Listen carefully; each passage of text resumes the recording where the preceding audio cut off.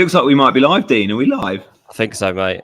Oh, we've done it. Hey, guys, welcome to Chasing Green Arrows. It's me and it's Dean. Let us know in the chat if you are with us. We're going to be reviewing what was a poor game week 8 for me. I had a bit of a stinker. It's been a bad couple of weeks after my amazing, 112 pointer. Yeah. I guess the only way was down, but not owning Salah obviously cost those that went against him, because so many not only had him but also a fair few gave him the armband, and obviously Son missing.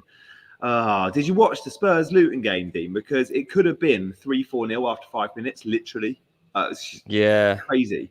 I did, but I would actually watched it on play, but I was on the way to Fulham at the time, so I was watching score updates. I have since watched the whole game. Yeah, and you'd actually said in the chat, it could have been 3-0 after 5 minutes.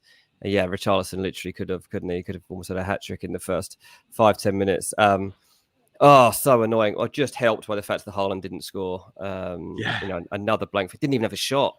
Haaland. 0.0 XG. I don't think I've seen that with Haaland before. Crazy. Did not have an attempt on goal, but yeah, there we go. Mark says he can't watch today. He said he'll have to watch back later. Have a good one. Mark, that's very rare, but we'll let you off, mate. We'll let you off. Yeah. Good to see you, though, Mark. Good to see you. Loads of our chasers in the chat. If you fancy hitting that like button, thank you guys for joining. Let us know how your game week got, and let us know how many points you got. Let's see from all those in the chat who got the most points, because Dean and I didn't have the best of weeks. We'll tell you how the chaser team got on as well. And Dean, I guess today we're just going to go through, all the big fixtures and review them one by one, as in what our takeaways from that game was, but also moving forward, fantasy interest of those teams. So doing things a little bit differently today, maybe because it's international break and because I'm on holiday or whatever. But should we start with the Super Sunday clash? Because Man City Arsenal, I didn't actually watch it. I've watched the highlights since, but yeah, it feels like that Arsenal defense, definitely from game week 10, when the fixtures are really good, is one we want to invest in. I mean, they've just locked Man City out. Like, we've got to take them proper seriously, haven't we? Yeah, that's a good point. Yeah, I mean, it was a bit of a slogfest, really. The game itself, it wasn't very entertaining. It was only once Martinelli came on that there was any zip in the game or anyone that was going to offer anything going forward. So Martinelli, now that he's back, definitely becomes a creative option. But yeah, that Arsenal back line is interesting, isn't it? It really is interesting. I mean, the way Man City play now with like this 4 centre-back thing definitely limits what they can do from wide positions. And because everything was so narrow, there were never going to be that many chances in this game, I guess, especially without Saka, and Man City just not having the normal control about the game with no Rodri or De Bruyne or whatever in the centre. So that was strange. But yeah, Arsenal definitely going to become more interesting. They obviously play up against your lot next, Chelsea, which is going to be a massive test for you. You'd imagine Saka back for that one, which Reece James will probably be back as well for Chelsea and that day. So there'll be a fair few matchups. But yeah, Saka, not sure exactly which fullback he'll be up against that day. Maybe Levi Colwill, maybe not, based on how Colwill played at the weekend. I didn't think he covered himself in glory in the Burnley match. I think there's been a couple of performances at left back I don't like. But yeah, Gusto back now for Chelsea too. So that Arsenal match next is going to be another huge one for them. But they are proving that they are the real deal in terms of being title contenders. And when we've got this wild card decision to come up, like somebody just mentioned in the chat a second ago about game week 10, looking to get my wild card in place, Arsenal assets are going to be bang in the middle of that conversation. Yeah, I think I'm going to be one of those game week 10 wildcarders, mate. I really do. And actually, I planned a wildcard last night. I was just having a little play. And the wildcard team I'd go with in game week 9 is very similar to the wildcard team I'd go with in game week 10. So it does beg the question, should you just press the button now? But I've got a few players that I quite fancy having a sort of 1 week punt on that allow me to have a little bit more fun and freedom in game week 9 before committing in 10. Because again, like Arsenal are a prime example, not the easiest of fixtures in game week 9. Like I might want double Arsenal my wild card. Am I backing them to score points versus Chelsea? I'm not so sure I am. But I'm definitely backing them from game week 10 with that Sheffield United game. Dean, let's talk a little bit about the centre-backs playing full-back, because you mentioned it at Man City, and Pep, we know, likes now his left-back to be a centre-back, whether it's Ake or Guardiola. Arteta, ironically, started doing it with Ben White. Like last season, Ben White was converted to a right-back. We've seen even Timber's addition at Arsenal. Like when Timber plays, he's going to be one of the fullbacks, and often will invert. Chelsea now, Pochettino's following suit. Like from the guy that at Spurs had Ben Davies and Trippier and Walker to bomb on, he's now gone, I can do that through my right back, whether it's Gusto or Reece James. But at left back, despite having Chilwell at the club, despite having Maddison, and he had Lewis Hall that could play there that he's let go, he's got Cucurella there.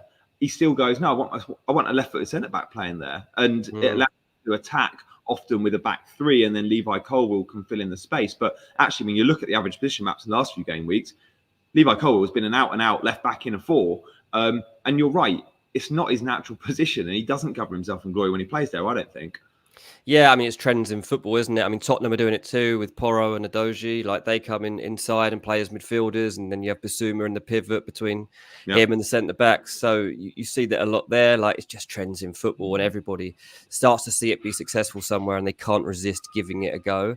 Often, I think, to their detriment. I don't think that this is something that all these teams should be implementing. I think that Chelsea have got definitely better assets to be enabling than having to go towards a methodology like this, which is going to complicate things.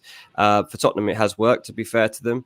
Resting Pilgrim actually comes up with a comment saying could be less Spurs players in a game week 10 wild card potentially, but like Tottenham at the moment, like whatever questions you ask of them, they do answer. I know they only got a 1-0 win over Luton, but they do seem pretty relentless in terms of actually just getting the results. And so I always have to keep looking to that, and I'll keep believing that they will get results, even if it's against tough opponents. Like I'm just not scared of picking Tottenham players at the moment. They don't have Bissouma for the next game against Fulham.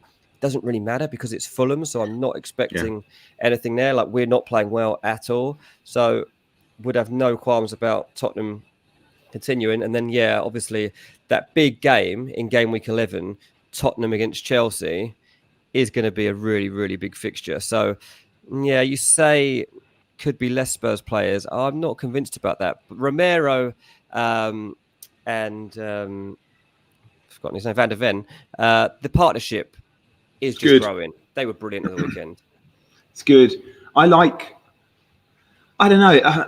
I see what Resting Pilgrim's saying. Like, if you're wildcarding now, or you wildcarded last week, you've definitely got triple Spurs. Like, in my actual team, I've got triple Spurs. When I wildcard game week 10, the best 2 fixtures Spurs have had, which will be Luton and Fulham, would have just been and gone. Whilst they've still got a good run of fixtures from 10, I don't know if I want to triple up. I definitely want to double, though. That I think you could go maybe one of the fullbacks with a Son.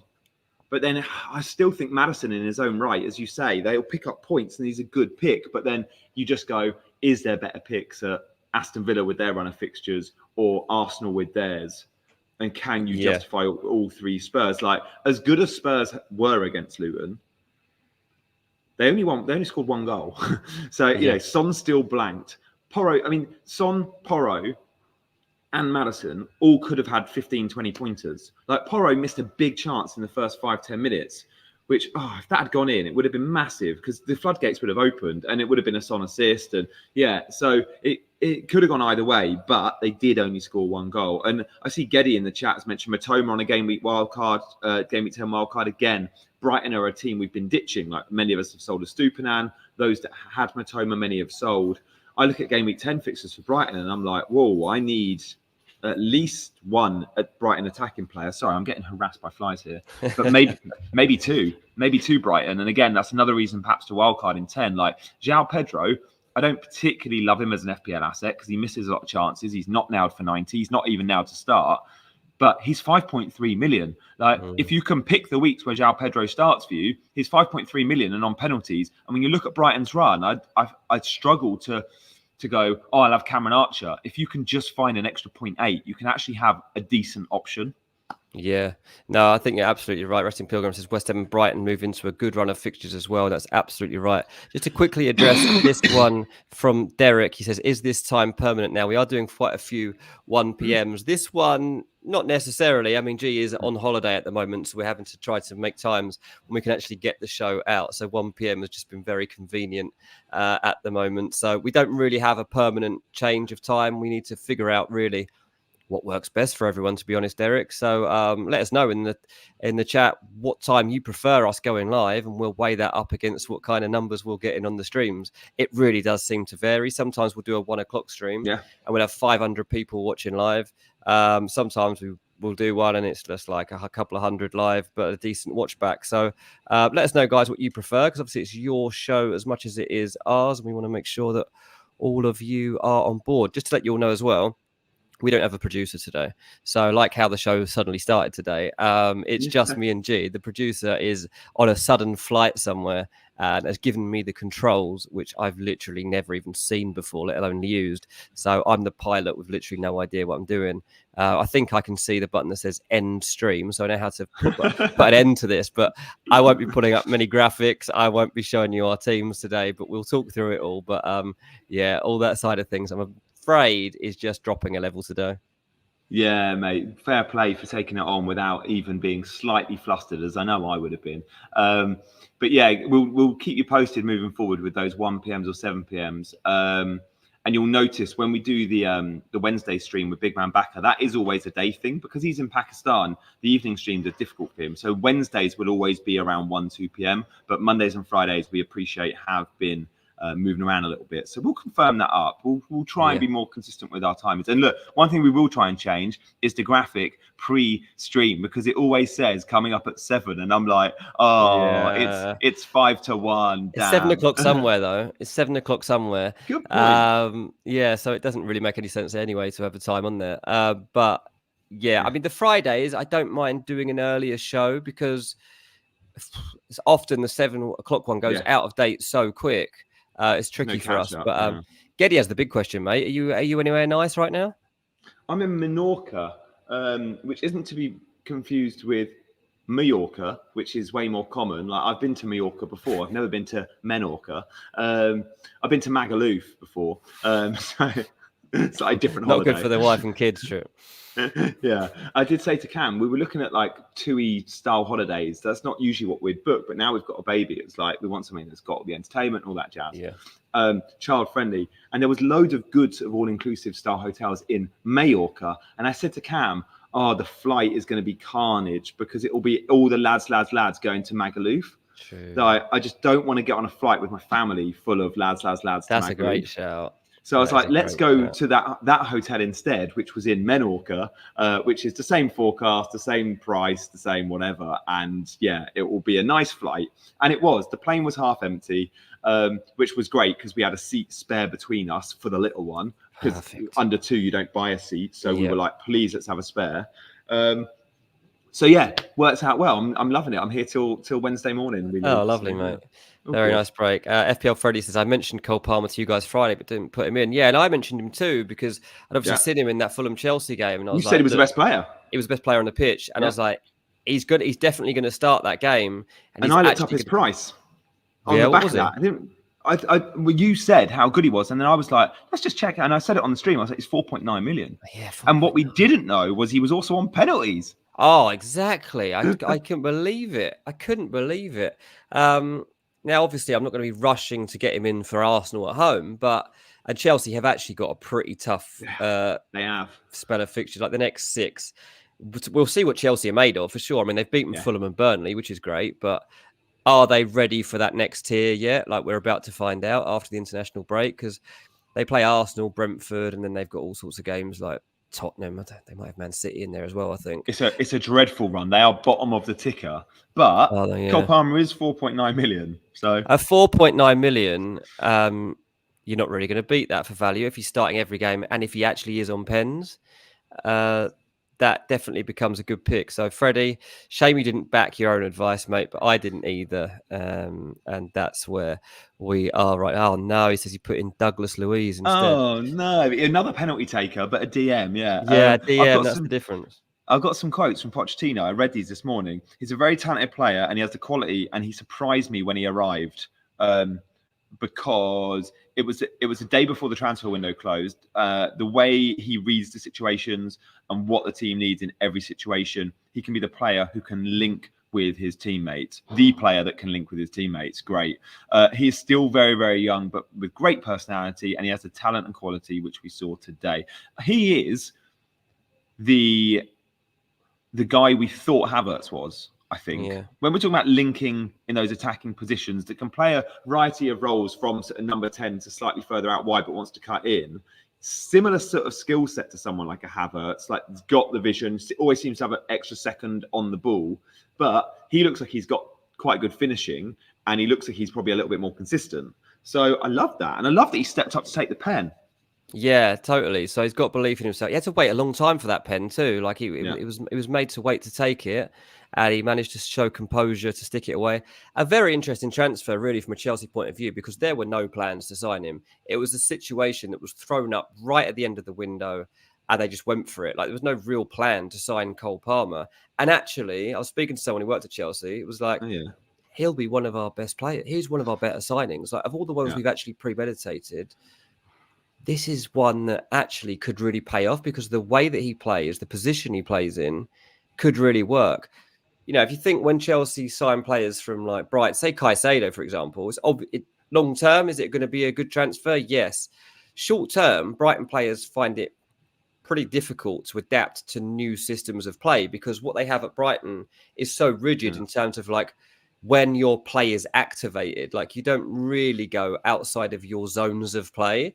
And so Caicedo had a very specific job and knew what was relevant to him. And you go into another system where you're a £115 million signing and you're expected to conduct play in a system that you've never worked in before. It's suddenly a lot more difficult. So that becomes very interesting. Damien throws up a question, which I don't think is an issue, but obviously Haaland has seen his goals dry up. He didn't have a shot at the weekend. Yeah. Is anyone brave enough to go down this path? He hasn't scored in his last four, which is very Haaland. But look, this is Man City without Rodri. I mean, they've lost, 3 times in the last couple of weeks. Just because they lost to Newcastle in the Cup. They lost...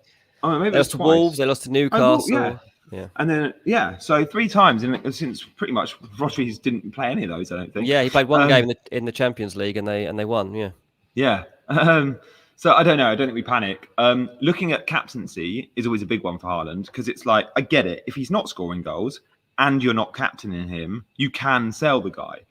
But I still think over the next 7-8 game weeks, I've looked ahead, I'm going to be captaining Haaland probably 3 or 4 of those weeks. So around half the game weeks.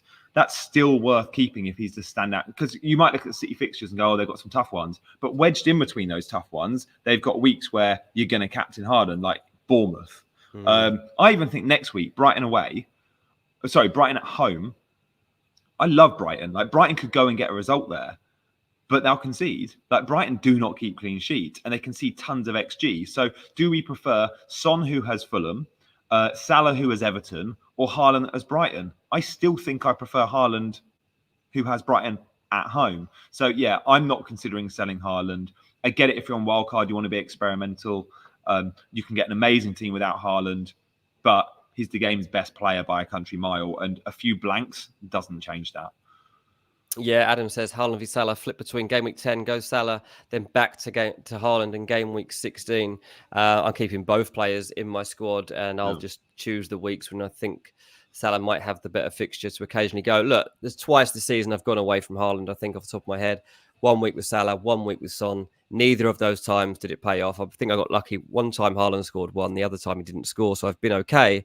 But that is still a dangerous game to be playing. And the fact that the 2 times I've come away and put the armband to someone else, they didn't fire, to be honest, it's probably putting me off doing it again. I didn't enjoy the risk of giving it to Son in the early kickoff and then him flopping. Like it was horrible leading up to that Man City game, just fearing we the got worst. away with it because he missed like 6 big chances against West Ham, didn't he? And that was the week we went Son. We both did it and Haaland blanked, but it so could have been very different. And I'm not willing to feel like that every time Haaland plays. Like FPL's got to be a game of fun. And if you're feeling, if you can't even watch the game because you're like, oh, my FPL captain's, I don't own Haaland and he's 90% owned and everyone's captained him, then it's not going to enjoy it. I like a bit of risk. And if I genuinely think Haaland's not going to get points in the next 5-6 weeks, sure, I'd go without Haaland. But I've got a memory that serves me to suggest that Haaland will get points, and it always has done in FPL. Like a few blanks really shouldn't change that. Yeah, exactly that. There's no way that Haaland is going on a long stretch without goals. And once City refine their rhythm, they're still going to be the team to beat in this division. Geddy says Haaland versus Onana is going to be a hard watch. I'm dreading it. I mean, that you would think that Haaland would just be hitting anything on sight, wouldn't you? Like Onana's confidence, which he has an abundance, by the way. Like Yeah. he's one of the most confident goalkeepers I've ever seen in my life. But there has to be part of him right now that's a little bit like, oh, but maybe not. Maybe What not. is it? What is it? Because for Inter don't tend to let their really good, the players they really want to hold, they tend not to let go. Like they've had offers, you know this, Dean. Like Inter have had big offers for big players a lot in the last 5-10 years, and at times they've had to let a Hakimi or a Lukaku go, but they've kept the ones they really wanted to, unless it's ridiculous money. The Onana offer wasn't ridiculous money, but they were still up for letting him go, which I was surprised at, because I thought Onana last season was arguably top 2, top 3 keepers in Europe in terms of his form last year. The run in the Champions League to get to the final, I think it was away at Benfica in the, was that a semi or a quarter? A quarter. He was unbelievable. And then again against Milan in the semi. Like his shot stopping was sensational. Now his shot stopping looks bottom tier, lower tier of the Premier League, which is clear. Like you just have to get a shot on target, and it seems it's like butter wrists. Yeah. What's going on? I mean, the problem, obviously, and do you rate him? Like Ten Hag clearly does, because he worked with him at Ajax, but Ten Hag worked with Anthony at Ajax and brought him to Old Trafford. Like, I mean, no, he looks terrible at the moment. Like if you were to take it on face value, like I think this point from Jolene was made about Haaland, but I think it also accounts for Onana. I have Onana in my fantasy team right now. Same. I'm getting rid of him. I'm not keeping him. He's useless. Like I'm not keeping him, because the problem is with him, he doesn't even have a good defense around him. So at Inter Milan, maybe he was just better protected. Maybe that they were had more about lower XG shots, maybe XG. Because you got and so he was making less saves. So maybe when he did make the saves, it was okay, but he didn't have as many saves to make, so he didn't concede so stupid goals. His playing out the back isn't even as good at the moment, Onana. So that's a concern as well. I am getting rid of the guy. I cannot handle it anymore. Of course, he's a good goalkeeper. He wouldn't have played for Inter Milan and wouldn't have been signed by Man United. But on what we can see in front of us right now, I want to ditch him. That same principle does not count for Erling Haaland, because Erling Haaland isn't suffering any sort of crisis of form. He's not really just getting the same chances that he usually would. I think City are lacking a spark anywhere in their creation up top. And so if Haaland's going to get those chances again, it'll just come like that, and he'll score 4 goals in a game, and you'll be kicking yourself for not having him. The downside to not owning Haaland is completely different to the Onana situation. So that's something we always need to remember. CH is in town. Yes, CH, good to see you. I know it's early where you are. And yeah, still on holiday till Wednesday. Good to see you. There are 200 of you watching. Guys, do hit the like button. Like, it's international break. Help us out with some likes on this video, and it'll be seen by more people. The Haaland fixtures, Dean, he's just had the hardest fixture he'll have all season. Like on paper, Arsenal away should be City's trickiest fixture. Yeah. Now, I look at the next run of games, and you might go, they're tough games because they're playing good teams. But in terms of goal scoring, they're not tough games. So Brighton, good team, but City will score. United, good team, City will score. Then it's Bournemouth. Chelsea, they're playing all right, but they've been vulnerable at the back. Liverpool, poor defensively, quite often. Spurs still fairly loose defensively. So I'm mentioning good teams here. Spurs, Liverpool, Chelsea, United, Brighton, amongst Bournemouth. But they're all one City score goals in. So I really wouldn't be worried. Really wouldn't be worried at all. I'm not even going to do a wildcard draft without Haaland. I'm doing wildcard drafts without Salah. I'm not doing them without Haaland. No, that's a fair point. Bill says, if you go to Onana out, who to? Honestly, I might go Bernd Leno. Like I've seen enough of him to know that the amount of stops he makes. Fulham give up goals, but I think Areola and Leno will do me for the season from here. I'm quite happy with that. I've got Areola and Turner on my wildcard draft, but I do think Turner loses his spot very soon. And with that in mind, I'm like, do I want to set and forget Areola? If I go into the 4.5 bracket, Leno's a good option, and he's joint for goalkeeper points, top of the charts, with, I think, Sam Johnston. And again, I'd really like Sam Johnston, but a bit like Turner, I'm like, 1 or 2 bad games and you lose your spot because they've got number 2s who are number 1s ready and waiting. But Johnston, I really want to invest in that Crystal Palace defence. And again, over the weekend, I had no doubt Crystal Palace would keep a clean sheet. And Roy Hodgson teams do it. And for some reason, we don't own Palace defenders. Jamie got 69 points. Love that. No Haaland. Yeah, you won the battle, Jamie, but will you win the war? Hopefully. I got 51 points. We're not obviously going to be showing our teams, so we might as well quickly talk about them. I got 51 points, which in the end was okay, salvaged by Mo Salah, to be honest. But I had Anderson from Crystal Palace, so that was a big upside of my game week. Yeah, having him. My three Spurs players all delivered 6 points each as well. So Son, Maddison, and Doji all did that. But yeah, Haaland 2, Alvarez 2, Ward-Prowse 2, Gvardiol 2, and Onana 2. Like, that's painful. That 5 all getting 2 points each. Absolutely painful. I thought I'd at least look like I get the Gvardiol 6-pointer. Like, I thought I'd at least get that. There was such little threat throughout that game that I was thinking, okay, at least Gvardiol will get me some points here. So when Arsenal scored, I haven't got any Arsenal assets. That was a bit of a painful one. So, yeah, how about you, mate? How did your week go generally? I haven't seen your team. Oh, it was bad. I think I got 41. Bad week. I had very few returns coming in. Trippier, glad I got him still. It was poor. Saka didn't play. We thought he would. I thought he would. And then the Spurs lads, like I went captain Son. Porro came in for a 6-pointer, but again, could have been. It was a week of what could have been, I think, which is often so the case in FPL. Just looking at the Chaser team, which is interesting. 44 points, so a bad week for the Chasers. But again, unlucky. Son captain. Neto transferred in for a 4-point hit, got a return. Watkins hit the post in the last minute, but he's in place. I'm looking at the Chaser team going, this is actually in really good shape, and I don't think needs a wild card. So I actually prefer the Chaser team to my team, but it doesn't quite have the rank. I think my rank's around 400k. Like, it's been a good start to the season. But yeah, a bad week. But this weekend did show me my idea of wild carding in game week 10, which I think I'm going to go with, was to accommodate Mo Salah. And I was thinking, if I don't wildcard in game week 10, it'll be because I've made the decision to go without Salah. But this weekend has shown me, I think I need him again. I think I do. Because my plan was to try and cover Liverpool attack. Darwin, Diaz, Jota for a punt every now and then when I think he'll start. But Salah just seems to get the chances one way or another.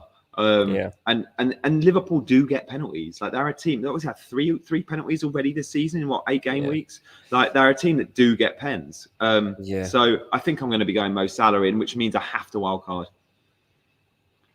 Yeah, I mean, Ian Irving, when he came on here, he talked about Salah's getting no opportunities in open play, which interesting. But if he's going to get this many chances from pens or set pieces or knockdowns from corners or whatever it is, then I don't really care from an FPL point of view. Like, he has delivered me consistent points this season.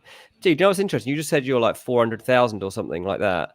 You're 34 points ahead of me, I've just looked, and I'm at rank 2 million. You're 34 points ahead. Yeah, you can make 34 points in a game week. And for those that go, that's a huge number to make up. I literally proved it 2 weeks ago. I got 112 and the average was like 50. Like, you can have those out of nowhere worldy game weeks. And most managers have one of those game weeks a season. Now, unfortunately, I've already used mine up. But everyone watching can go and steal 34 points on me or Dean any week usually with a bold captain call or maybe a slightly differential captain option. But when we look at the captain matrix for the next 8 weeks, Haaland, Son, Salah and Saka, 4 players from 4 different clubs, all have a good run of fixtures. Haaland's run isn't so good, but for about 3 of those weeks, I think you'll captain him. But there's weeks where you will go Son, you will go Salah, you will go Saka. And with that in mind, big green arrows can very easily happen when there's a better spread over captaincy. So yeah, it's not much. It's still so tight. Yeah, it definitely is. Are they your non-negotiable players on a wild card then? Those 4 that you just listed, or is that not plausible? I can't get all 4 of those in on wildcard if I go with the Aston Villa players as well. So Watkins, for example, I think it will be Saka that I lose, but I will still try and cover that Arsenal attack, probably through Martinelli. I've actually put together a wildcard draft, which will be out on my channel in about 2 hours' time. Okay. Yeah, I think 4 p.m. UK time. So around, what's that, 2.5 hours. And you'll see my non-negotiables. I literally go through them. Nice. But off the top of my head, Matty Cash is going to definitely be in. Pedro Porro, I definitely want. So Gabriel. So that'll be my 3 set and forget defenders. And then I'll probably have a couple of 4 million guys in there. Like Branthwaite at Everton's 4 million and Taylor at Burnley is 3.9. Both these guys are getting 90 minutes. And then we're talking about, 90-minute men for a team that certainly in Everton's case can keep a clean sheet, although they've just kept only their first one, but their numbers look quite good. Yeah. And then in midfield, the non-negotiables are definitely one of the Spurs guys, maybe both.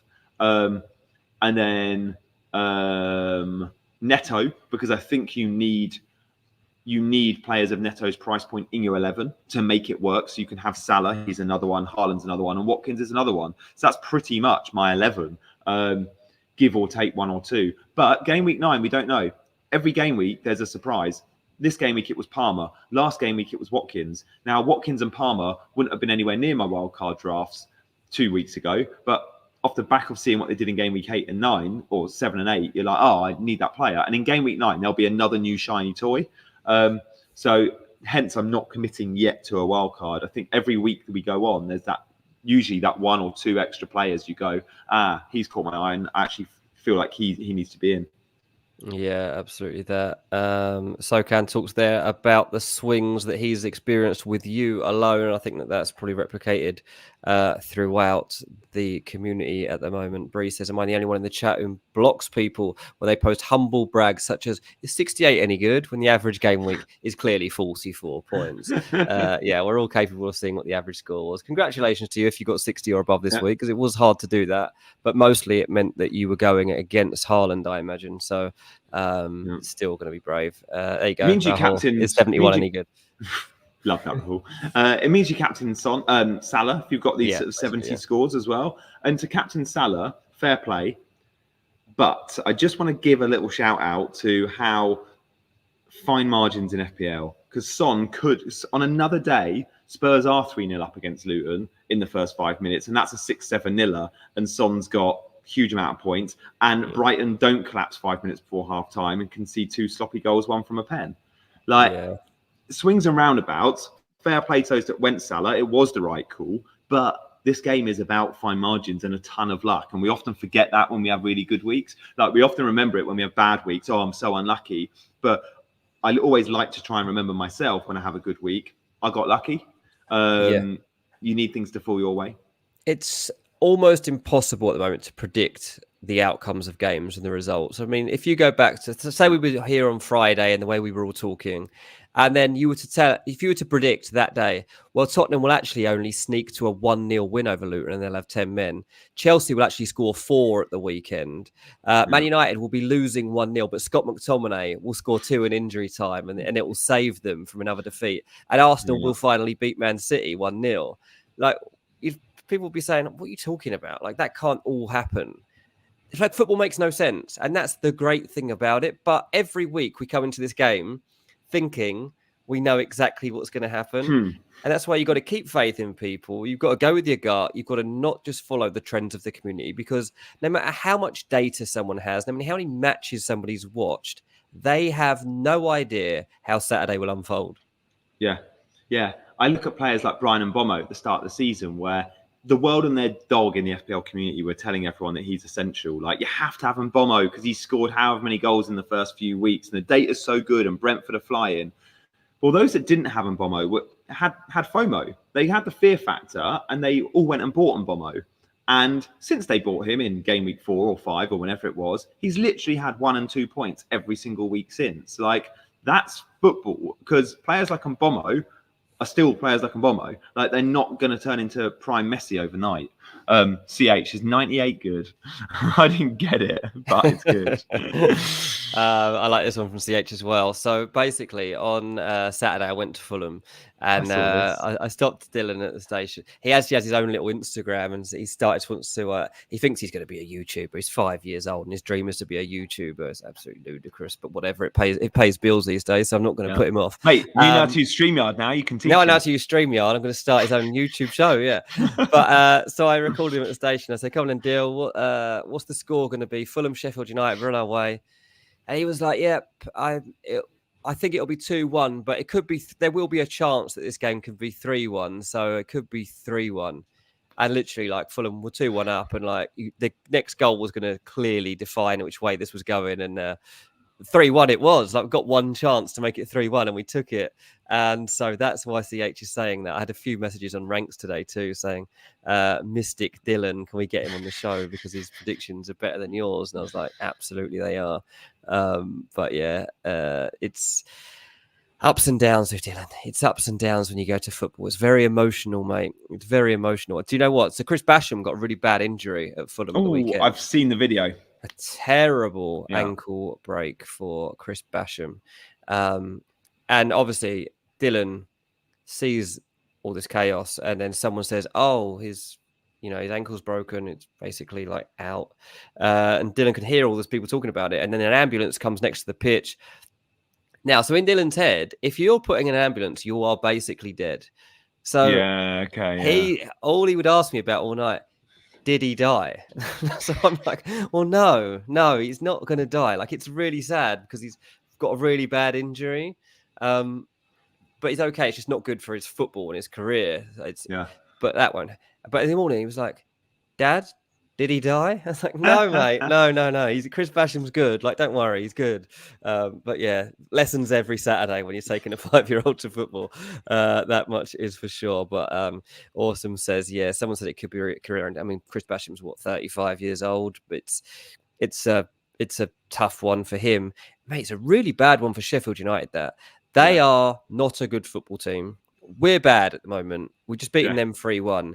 And once he was off the pitch, it's like, okay, blimey, we really do have to beat them today. Sheffield United's next match is against Man United. So another one to take into account. I don't know if they could do some sort of emergency signing, Sheffield United. If there's any potential free agencies, centre-backs out there, they might have to look into it because it's really not a good situation for them. As it stands, Sheffield United are definitely going down. Gianni and Dylan, can you cover Aston Villa attack while selecting Diaby over Watkins? What do you reckon? I don't think you can. I thought you could, and my plan on wildcard to get players like Saka in was to maybe go without Watkins and go Diaby and Cash. I watched the extended highlights this morning of the Aston Villa game, and I'm like, Watkins actually scares the life of me going without him again. Now, that's because I've got a bit of previous with him, but also, like, he is everything in that team. And so first thing I did, I watched the game, and I was like, Diaby wasn't that involved. Like, we know he'd been injured, but he got the start of the weekend. I was like, in the highlights, I'm not seeing Diaby much. Why is that? Because most of the time, Villa have played with like an out-and-out 2. Diaby and Watkins, pretty similar in terms of position. So you guys know I love an average position map. So I'm straight on SofaScore, looking at the average position map. And Diaby, check it out for yourselves, like, was pretty wide on the right. Like, him and Matty Cash were almost in the same position.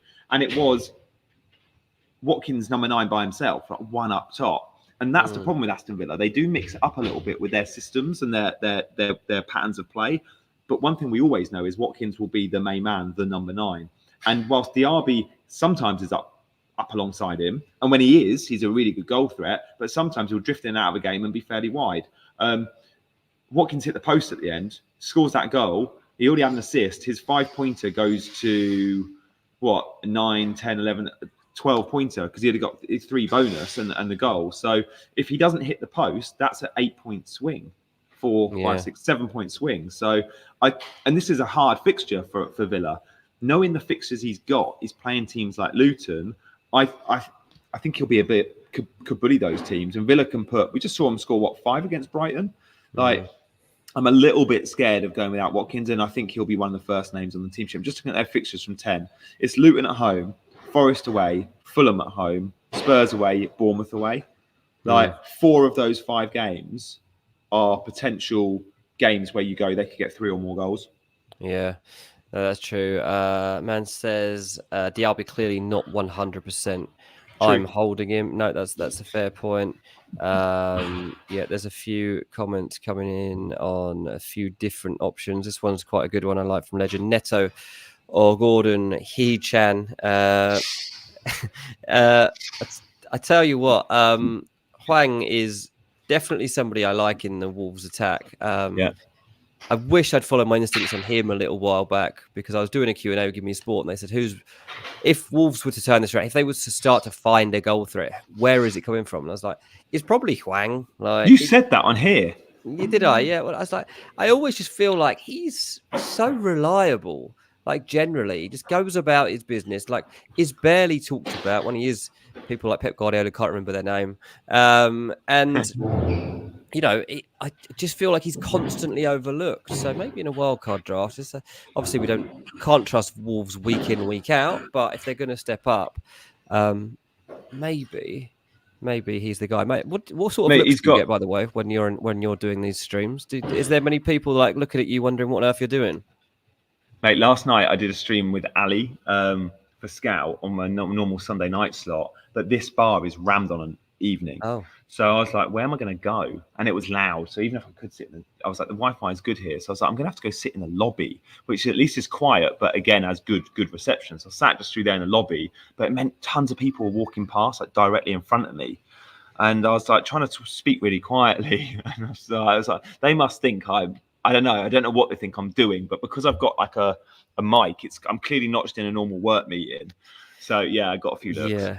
Yeah, it's weird, isn't it? Yeah, I've had that before too. CH says, right, hey chasers, almost 300 are watching. Indeed, there is. Take 3 seconds to hit the like. It's free and it really helps the channel.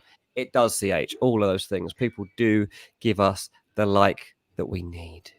I've just seen some stats, mate, on Hwang. 12 goal attempts this season. 5 of those are on target, so not a bad ratio. And from the 5 on target, they all went in. What? 5 shots on target, 5 goals. That's incredible. Oh my goodness! Like he clearly is. And I remember when Wolves first signed him, he went on a really good run, didn't he? And then I know he had injury problems, and certain managers didn't rate him, and he was played out wide. But that front three, and I think I said this not long ago, of Neto, Cunha, and Hwang, has a little bit of everything. Now, on a wild card, you need players of that price point in your 11. Now, Hwang is listed as a midfielder playing up top. Neto is listed as a midfielder playing as the most advanced man on the pitch. He's literally got a Mo Salah average position map, a Bowen average position map, high on the right. Which one do you go to? I mean, Neto's 5.7, I think, and Hwang 5.3, 5.4. I still prefer Neto because I enjoy watching the guy, and I'm like, he's the best player on the pitch. But like, both look like really good options, and Wolves have good fixtures. Yeah, and they're not as bad as we all feared they might be. Gary O'Neill's slowly starting to work his magic on that team and win over some hearts and minds, so that's been good. Bobby's giving me credit for the first person to ever recommend Palmer as an option, so I'm going to show that because I appreciate it. Yes, I can. Big cheers to Gianni for making time for us on his holiday. Of course he does. He loves this. This is what he loves, like the mix between FPL and laying out in the sun. It's his perfect week.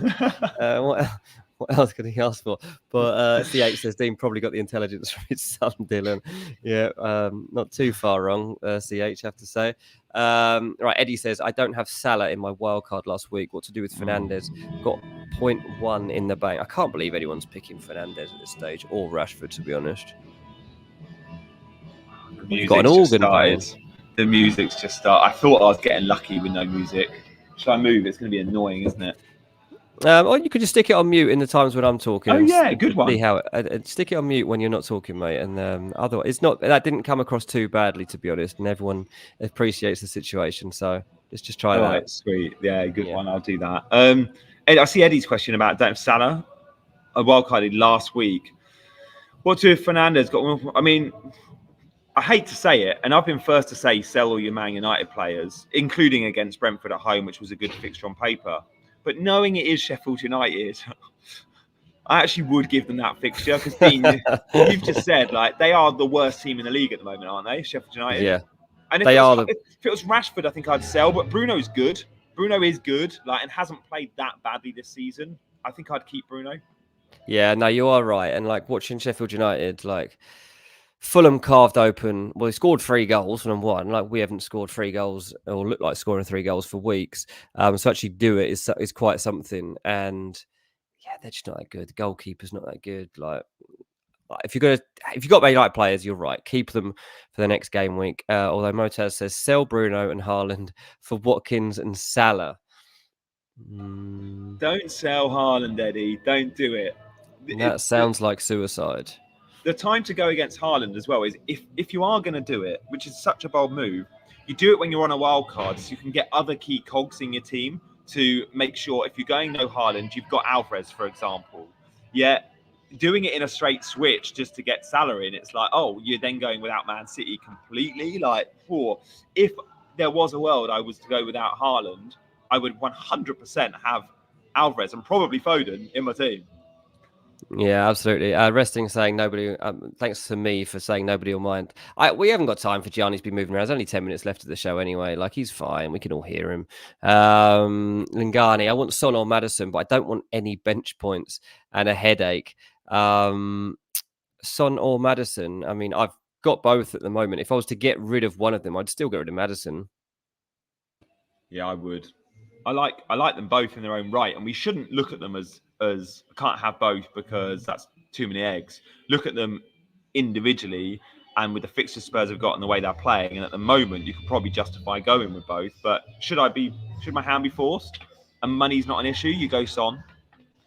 We still don't know who's on penalties, but it should be Son. Yeah, exactly that. I'm with Geddy as well. I've not had a drink for a little while now, mate. A whole week actually since the Chelsea game, and you've got me in the mood for some cocktails with this music. I'm quite jealous of you going back out to the pool after this. So definitely that's going. Gianni likes City a bit too much. I do. I do have a soft spot, Jerome, for them. I reckon since Pep's been there, like for the last, I don't know, 5 seasons, I've playing FPL and probably owned players like Foden too much. I've gone double up on De Bruyne, Haaland a lot. Even Aguero at the end when he wasn't doing that well, I had him in my team all the time. Like I am big on City just because I like teams that produce tons of chances, but often that comes with risk with minutes, which it has done for players like Foden over time. And again, a team like City, you often see a spread of points outside. Certainly before Haaland joined, they've got so many good players that when you see an alert that they've scored a goal, you don't know who got the goal and who got the assist. Yet, should Spurs score, you know Son's involved or Madison's involved. And should United last season when they were scoring loads of goals, you know it's Bruno or it's Rashford. So yeah, the spread of points is big at Man City. It always has been. Even with Haaland in the team, it still feels big. Yeah, absolutely. Mike wants to know Raul Jimenez is getting on at Fulham. He's a Wolves fan.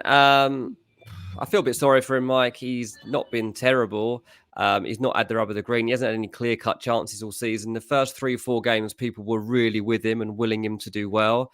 And then he got to like 6, 7 games without a goal and barely a chance. And people were like, okay, this isn't good enough. Like we've lost Mitrovic. This guy cannot be his replacement. He's now lost his place in the team to Carlos Vinicius, who is not especially good, but he's more effective, to be honest with you. He worked alongside Mitro and he kind of is a replica Mitro, but isn't as good, but he does similar movements and it works for the team better than Jimenez does. So Jimenez will come back in soon, but not yet. I think he'll set out the side for a couple of weeks now. I've seen him a couple of times actually in Sainsbury's near me, Raul Jimenez. Next time I go up to him, Mike, I'll say hello and all the Wolves fans wish him well. And I'll also say, please start scoring goals, mate. We really need him. When you see a player in Sanos, do you, I mean, the last thing you want, you don't want to be approaching footballers in the supermarket, but what footballers have you seen in supermarkets in the last year? I'm interested to know because you do probably live in that sort of territory where you might have some Fulham or Brentford or Chelsea players. Yeah. And just to let you know, I was in a supermarket the other day with George Groves in Tesco's, and I really wanted to talk to him. So I love George Groves. Like he was one of my favourite fighters, and I just like him as a character. Clearly, I'm not going to say anything to him, but we looked at each other, and he saw my face go, "Oh, damn, he knows who I am," because I sort of was shocked when I saw him. And then, yeah, we had that sort of weird looking at each other for a second. And I was like, no, don't worry. I'm not going to ask you to have a selfie, George. You're with your son on a Saturday morning at, 10 a.m. Yeah. I Yeah. saw Raheem Sterling yesterday, actually. No way. Stop Yeah, I it. did. Yeah, I did. But it was all, like a few people recognize him and stuff, and you could just see like he just didn't want to be seen. He was going to watch I think someone said he was going to watch his cousin play football. He was at the local club around here, and he was in like the car park. And I was like, "Is that Sterling?" And then a few people, like the buzz was getting around that Sterling was around. A few people going up to me. I was like, no, absolutely no chance. If Dylan would have known like much about it and he was like asking for a picture, then obviously you get a bit tempted if other people are. But yeah, unless the kids like really want a picture with someone, I'm not going up to anyone. I'm still burned as a kid. I was turned down for an autograph by Gary Lineker in a players bar. And I'd gone over to his table after a game, asked for his autograph. He said no. I went back to my dad and I was like, he didn't do it. My dad was like, what? And I was like, yeah, he didn't do it. So dad, like, give it to me. Come with me. And he goes up and he put it in front of Gary Lineker. I remember it so clearly. He was like, sign there, please, Gary. His name's Dean. And he was like, he didn't even look. He just went like this and just like signed the piece of paper. I just like handed it back. And so, yeah, everyone really likes Gary Lineker, but I don't because he like burned me as a 10-year-old. So you remember that for life, mate. Those signature books were everything. They were the selfies, weren't they? I remember they literally were. Yeah, I've got one for you. You'll know this because you're sort of London and surrounding areas. Do you remember Crystal Palace, the athletics track? Yeah. So I remember going to Crystal Palace to a meet, and like it was like the era of like Dwayne Chambers and Darren Campbell and Malcolm Christie, and being like having my autograph book and going, can I have it? And loved it. It was so cool. But yeah, I don't have a Gary Lineker story. But the fact you saw Sterling yesterday is hilarious. When I asked you that question, I do. You see footballers every week. I mean, there are quite a lot around here. I have to say, like the area that I live in, like I'm literally by Chelsea and Fulham's training grounds, like within like 10 minutes or so. So there are quite a few living around here. Right, let's do some FPL for the last few minutes. Langani says Anthony Gordon. Yeah, he's fit and he'll start game week. Like he obviously was suspended for a game. I asked Ali last night because Ali's on a wild card now, game week 9 wild card. I was like, how many Newcastle players will be in your team? He said he's got a share at the moment, but he'll almost certainly have an attacker, Gordon or Almiron, because he's like, they're playing too well at the moment not to have a cheap Newcastle midfielder. Personally, I think I prefer Neto, but it might be Gordon for me as well. Yeah, fair enough. Alvarez to Watkins long term or Mitoma to Neto for a 1-week punt. I wouldn't go Alvarez to Watkins long term. I don't feel that there's a big enough I feel like those two are going to be pretty much like just taking it in terms to score. Just stick with one, don't you? Like it doesn't really matter. Yeah, I wouldn't be going a player like Neto as well for a 1-week punt is high risk. Like, let's not forget this is still a budget player that plays for a lower half team. 1-week punts are when you're going for a premium that seems like there's a big upside and is fairly reliable. Someone like Neto, you hope to own for, I don't know, a 5-game week stretch and go, I'll get a couple of goals in that period, but they're more unpredictable. So when I punt players in, it's never for kind of teams that don't score many goals like Neto, like Wolves. Yeah, absolutely. Let's find a few more questions from earlier. There was one up here that I liked and I can't find. I want your dad's autograph. Amazing.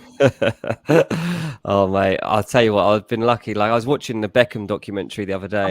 Dad's a Man United. Oh mate, I love Beckham. I was like obsessed with him as a kid, and my dad's a Man United fan. So like I went as a kid, I was basically like Fulham were rubbish when I was a kid, like League Two and like standard now. So I used to go to Fulham because it's like my nearest team, and like I'd go and watch them, and then I'd also go to watch Man United with my dad. So I was like kind of basically supported both. And this is why I call you a closet United fan, mate. Yeah, I mean I basically am if you count like 20 odd years ago.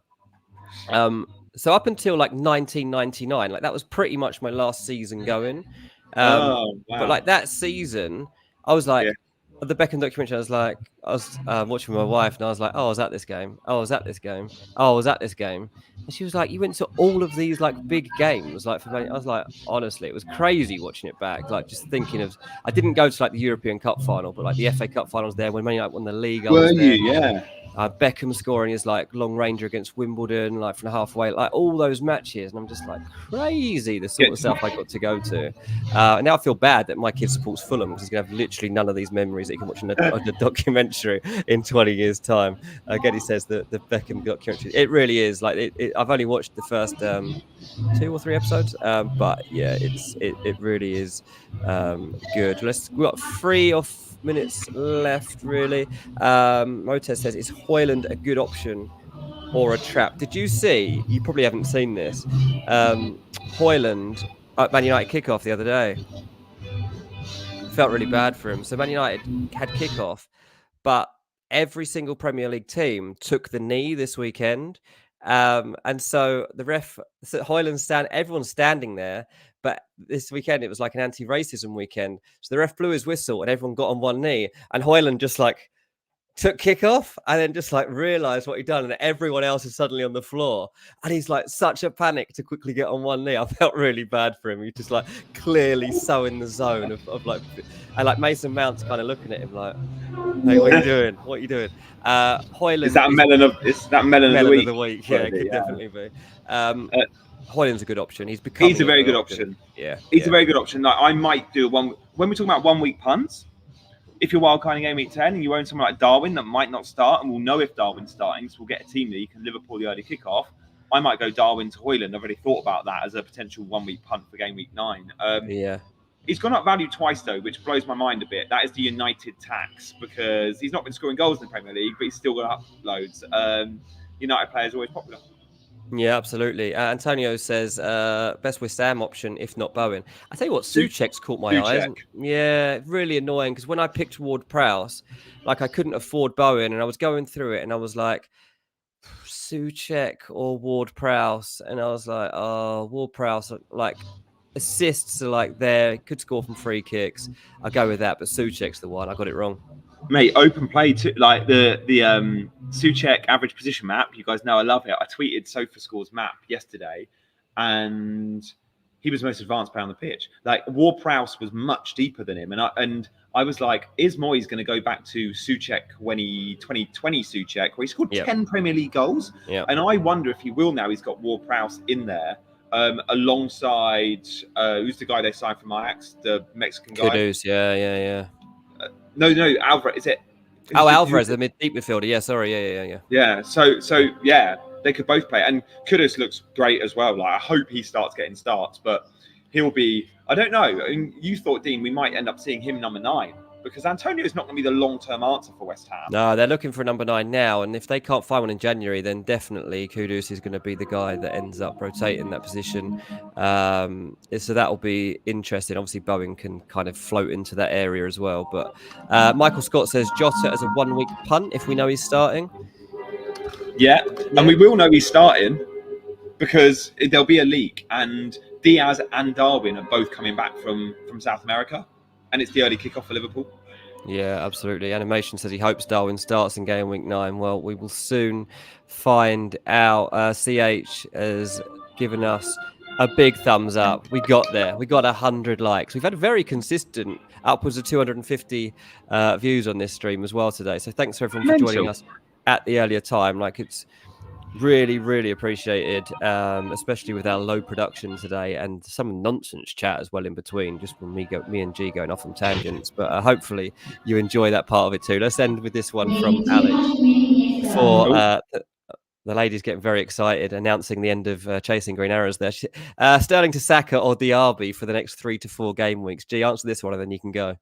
Yeah, I reckon I'd go Saka because I just loved. He's got Sheffield United in game week 10. That could be massive.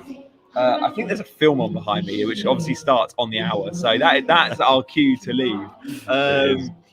Guys, if you want to see a wildcard draft, then yeah, in 2 hours' time on my YouTube channel, James' YouTube channel, there'll be a wildcard vid. So do check that out. But yeah, if you've just tuned in, go back and watch the last hour because Dean and I have loads of fun. And I think every week we might make a feature of who did Dean see in the supermarket. That's a proper Monday feature, mate. Who did you bump into at the weekend? All right, then ask me every Monday. We'll see what I'll come up with. Love that. Guys, thank you so much for watching. We'll be back at some point soon in the international break. Follow Chasing Green Arrows on Twitter to find out absolutely when. But for now, he's been Dean, I've been Janny, and we've been Chasing Green Arrows. Thanks, guys.